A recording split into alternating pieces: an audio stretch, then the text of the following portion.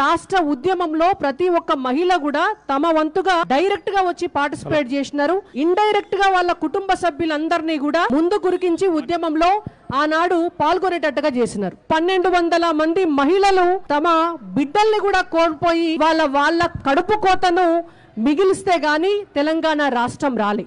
కాబట్టి ఈ తెలంగాణ రాష్ట్రం వచ్చిన తర్వాత నిజంగా మహిళలకు న్యాయం జరుగుతుంది రాజకీయంగా అని అనుకొని ఆనాడందరూ కూడా టిఆర్ఎస్ పార్టీ వస్తే తెలంగాణ ఆకాంక్షలు నెరవేరుతాయని ఆ పార్టీని అధికారంలోకి తీసుకొస్తే మన దౌర్భాగ్యం దురదృష్టం ఏంటంటే మొదటి 5 సంవత్సరాలు ఒక్క మహిళకు కూడా మంత్రివర్గంలో చోటు కల్పించలేదు ఆనాటి బీఆర్ఎస్.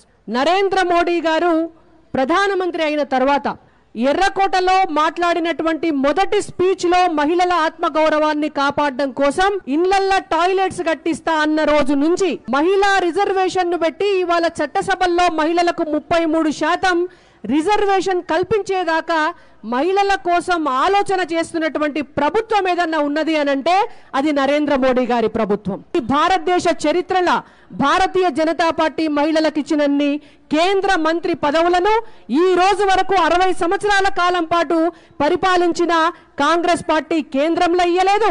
60 సంవత్సరాలు పరిపాలించిన ఉమ్మడి ఆంధ్రప్రదేశ్ లో గాని ఈనాడు తెలంగాణలో పరిపాలిస్తున్నటువంటి ఇప్పటి కాంగ్రెస్ పార్టీ గాని మహిళలకు ఏనాడు కూడా ఇవ్వలే. రేవంత్ రెడ్డి గారు గుర్తుపెట్టుకోవాల్సిన విషయం ఏంటంటే మహిళలు ఎక్కడైతే పూజింపబడతారో మహిళలు ఎక్కడైతే ఆరాధించబడతారో అక్కడనే దేవతలు కూడా ఉంటారు.